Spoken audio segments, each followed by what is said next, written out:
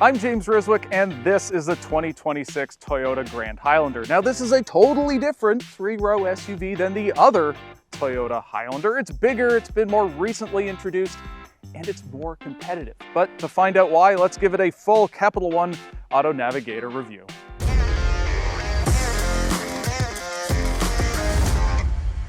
Like the other Highlander, this comes with either a turbocharged four-cylinder or a traditional Toyota hybrid system, which in the Grand Highlander can achieve as high as 36 miles per gallon combined. For a three-row SUV, that's fantastic. But the Grand Highlander offers something different. It's called the Hybrid Max. This is a turbocharged hybrid system that produces 117 more horses than the other hybrid while getting better fuel economy than the standard gas-only engine. So it's kind of a win-win, right?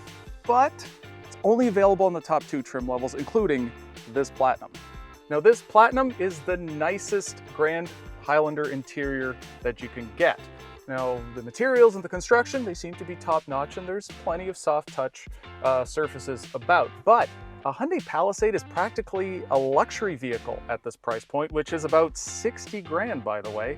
So basically what I'm saying is that the interior is more competitive at lower price points. From a functionality standpoint, storage is great. Lots of very big cup holders here. There's a area here and here for whatever you want to put in it. There's wireless charging on most trim levels, and then this bin is, well, it's just enormous. Now, the Grand Highlander has physical climate control buttons and knobs like those. Other Toyotas have them kind of baked into an enlarged touchscreen, and they're not better for it. So the Limited and Platinum have this 12.3-inch digital instrument panel. It's okay.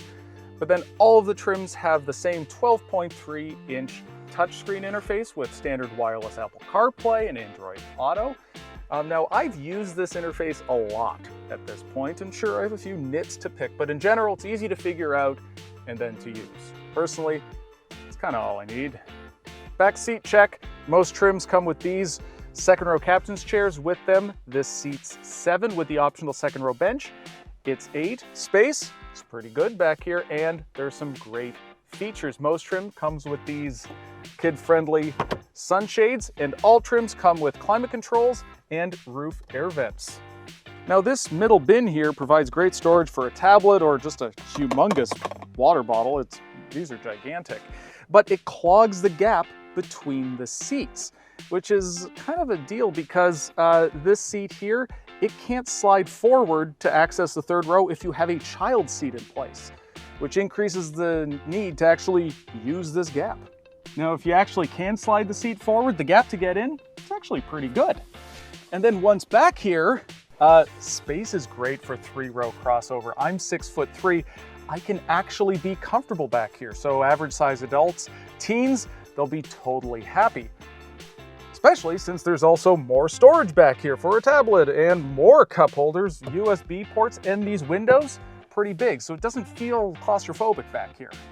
Cargo space is fantastic. There's 20.6 cubic feet of space behind the third row. And in practice, that means that I could fit more luggage back here than anything in the segment except, again, GM's big three-row crossovers. Now, this basically means that everybody inside can get their own piece of luggage in the back. That's a big deal. Now, if you lower the seats, again, huge amount of space. There's 57.9 cubic feet. That's about 10 more cubic feet than a Honda Pilot.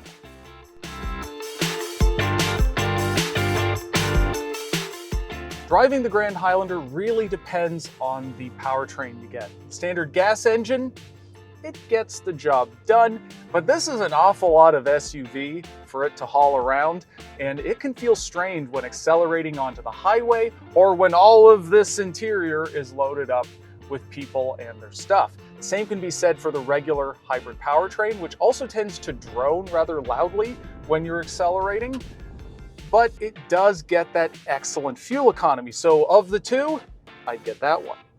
But this Hybrid Max, it may not get the fuel economy of the other hybrid, but it produces 363 horsepower and 400 pound-feet of torque. For the segment, that is huge power, and it makes a huge difference. So does its traditional 6-speed automatic, which avoids that engine drone of the other hybrid. If price is no object, this is the version to get. As for the rest of the driving experience, it's pretty typical for the segment. The handling is confident enough, the steering gets precise, and the ride quality actually is very good, even with this Platinum's 20-inch wheels.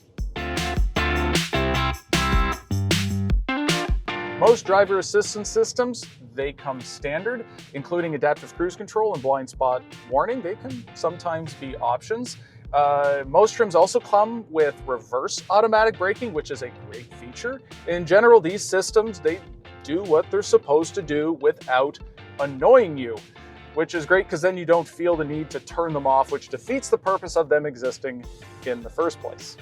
Now, I would say an exception to that is the available driver inattention monitor system. Sometimes it can be hyperactive. You can look over at some pretty scenery on a wide open stretch of road and it'll ding, ding, ding you to pay attention. It gets annoying. It's a little hyperactive nannying. I did turn that off. Frankly, if you're only occasionally going to need a third row, the Grand Highlander might be a bit too much SUV, especially considering that it tends to cost more than its competitors. But if you do need that third row a lot, well, this is going to deliver the space you need. It's also well-rounded, and it has those 2 hybrid powertrain options that none of its competitors can match.